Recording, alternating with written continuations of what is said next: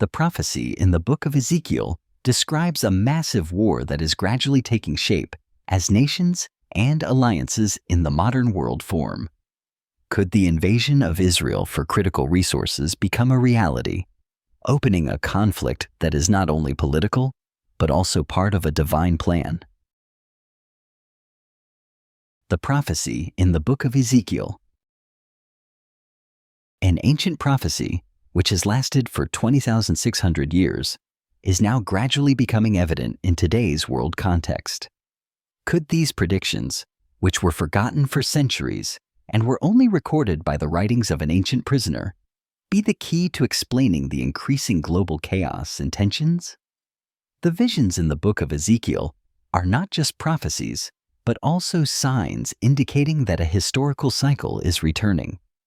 They may be pointing to a global war that could occur in the near future. If these prophecies are true, they will lead to dizzying changes that no one can predict, causing the world to never be the same again. And everything we thought was stable could be overturned in a short period of time. What is notable here is that when such events begin to unfold, they may not just be the result of political or economic factors, but could be the fulfillment of prophecies written thousands of years ago. This war, if it happens, will not only change the landscape of nations, but could also change the way we view the future and the invisible factors in human history. How we prepare, or even fail to prepare, will have a far-reaching impact on the outcome of these events. The coming confrontation, if not fully understood and considered, could be a turning point for all generations to come. The prophecies in the book of Ezekiel may be a message from the past, reminding us of the changes and the rebirth of human history. Awareness of the major change. Although this is rarely mentioned in the media, it is a clear message recorded in the Bible. If these prophecies are accurate, we may be standing on the verge of a huge breakthrough and terrifying event, a profound change that we have yet to imagine. In reality, we may be living in the final moments of the countdown, a phase where everything is gradually heading toward inevitable changes. While these may seem vague to most people, the Bible provides clear guidance on the change that is about to happen. We are facing a prophecy too precise and detailed to dismiss or ignore. When these events begin to unfold, they could spread quickly and powerfully, becoming uncontrollable or unstoppable. This is not just a forecast of what may happen in the future, but also a warning of the inevitable change, and how we respond will determine our fate in this great crisis. This change is not just an event that could affect politics or society, but it could alter the entire structure of the world we have known. These predictions, although they may be difficult to understand and vague, are gradually gaining substance to become reality, forcing each individual to seriously face this truth. The critical moment has passed. It is possible that the critical moment we've been waiting for has passed without our awareness. Are we witnessing the early signs of World War III? A new global confrontation, which may have already begun to unfold quietly? The events and movements over the past months could very well be pieces of a larger puzzle, events that we didn't realize had started to take shape. Sometimes we only notice the change when it's too late to turn back, and perhaps now, the early signs of a global crisis have appeared without anyone noticing. When we look at the current political and economic situation in the world, we can clearly see that the pieces are slowly being rearranged in a way that can only be recognized from a different perspective. The tensions between major powers, trade wars, and errors and changes in global alliances could be signs of a transition into a new phase in human history.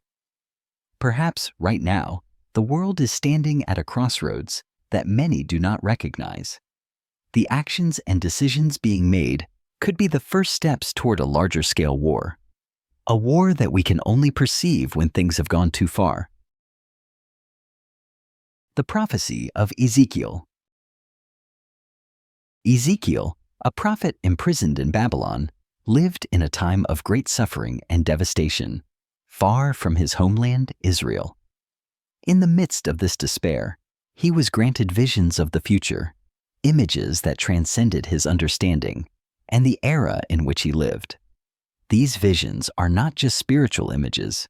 They may be gradually becoming reality at this moment, and they could be more significant than ever before. In chapters 38 and 39 of the book of Ezekiel, he saw a colossal war, an invasion in which unfamiliar names and places appear. These prophecies were written in a distant time, yet they contain elements that seem to resonate with events unfolding in today's world. Ezekiel's description of this war is not merely a prediction of a future conflict. It also serves as a warning of threats from powerful yet unidentified forces in history. The war he describes may not just be a conventional invasion, but a confrontation between great powers, with participants having grand and audacious goals. Given the current situation, where the world's great powers are increasingly experiencing significant tensions, particularly in the political and military spheres, the predictions in the book of Ezekiel seem to be gaining credibility. Are we witnessing signs of the war Ezekiel saw? Or is this merely a coincidence? Regardless, his prophecies could still be a crucial guide to help us better understand the events of the near future. Modern names and connections. The strange names Ezekiel mentions in his prophecies are now surprisingly appearing in modern news reports.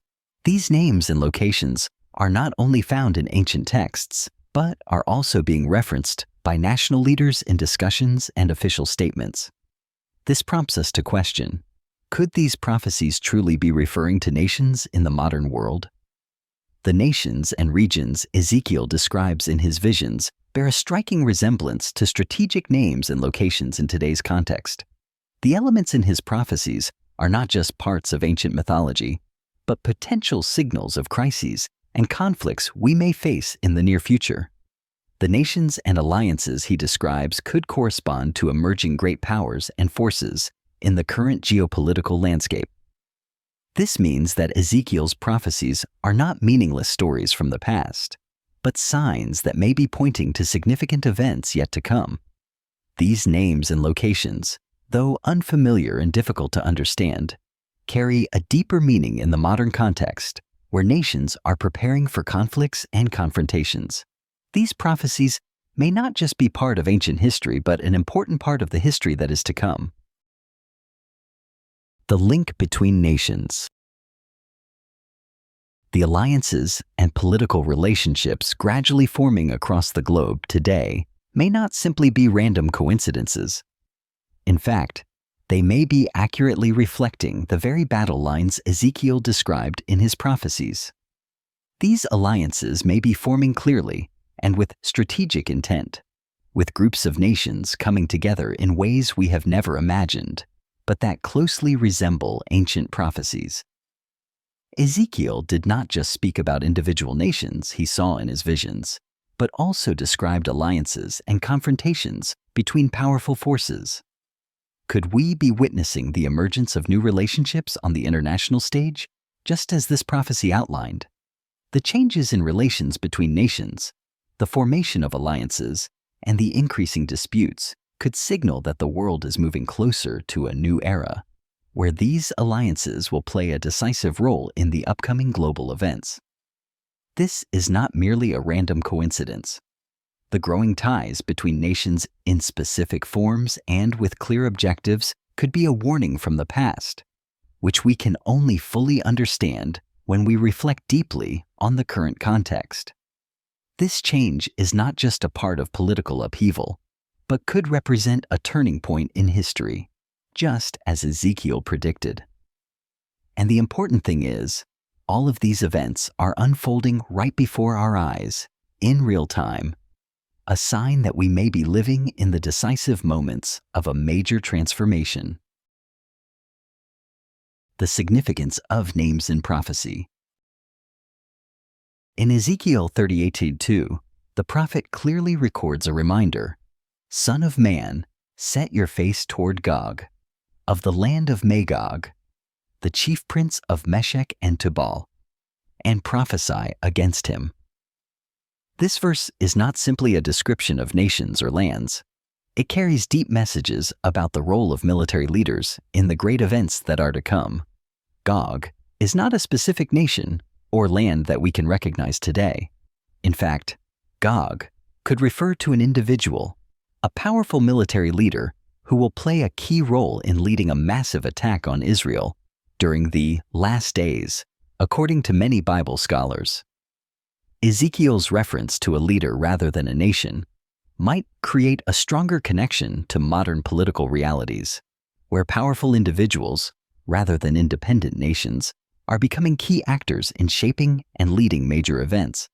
The name Gog and descriptions like the chief prince of Meshech and Tubal not only evoke specific lands, but also point to the relationships between leaders and power blocks, individuals who may become involved in the large-scale conflict in the future.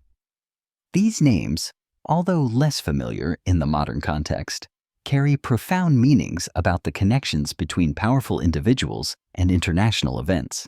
It is notable that the focus on leaders, rather than just individual nations, may be a hint at how future wars might not only depend on confrontations between countries, but also on the decisions, strategies, and moves of specific leaders.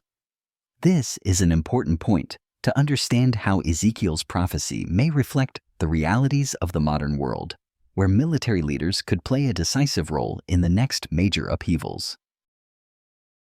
Position and ally. Ezekiel describes that Gog, the key military leader in the prophecy, will come from Magog, and his army will approach from the north of Israel. This not only highlights the threat from the north, but also serves as a clue about the formation of military alliances. According to these prophecies, Gog's allies may have been forming for some time and are preparing to launch a major invasion, which could begin at any moment. These events may no longer be far off, but could be silently advancing. The emergence of allies in this invasion is noteworthy, as these nations could be the very powers gradually forming and cooperating in military alliances today. Particularly, Ezekiel's indication of nations from the north may point to new relationships in the context of global geopolitics, as world powers seek to strengthen their military and strategic capabilities to address global challenges. The countries in the alliance. In Ezekiel 38:5, this prophecy mentions several other nations that will join this military alliance, including Persia, Ethiopia, and Libya. These countries are not only part of ancient images, but also reflect the relationships and alliances that are gradually forming in the context of the modern world. Persia, the ancient name for Iran, is now one of the key nations playing a major role in military and political relations in the Middle East. Iran has been building close relationships with countries like Russia and others in the region, reflecting an alignment between major powers that could participate in a global conflict. Similarly, Ethiopia and Libya are also taking certain steps in forming political and military alliances. While these countries may not be global superpowers, they still hold significant influence in regional disputes. This could suggest a clear parallel between Ezekiel's prophecies and modern events, where these nations, though not direct threats, play an important role in larger alliances that could lead to global confrontations. These alliances reflect a shift in the international power structure, where nations, big or small, can contribute to significant upheavals in the future. The reason for the invasion. The invasion predicted by Ezekiel is not simply an attack meant to destroy a nation. The true objective of this invasion is to seize Israel's resources and land, while eradicating the nation to harvest the valuable treasures it possesses. The nations participating in this alliance are not just aiming to destroy an enemy, but are seeking to control strategic resources, factors that could alter the global economic and political landscape. If this invasion succeeds, the consequences may not just result in the collapse of one nation, but could trigger a global chain reaction. These upheavals could lead to a larger war, with other nations joining the conflict, resulting in a complete transformation of the international order.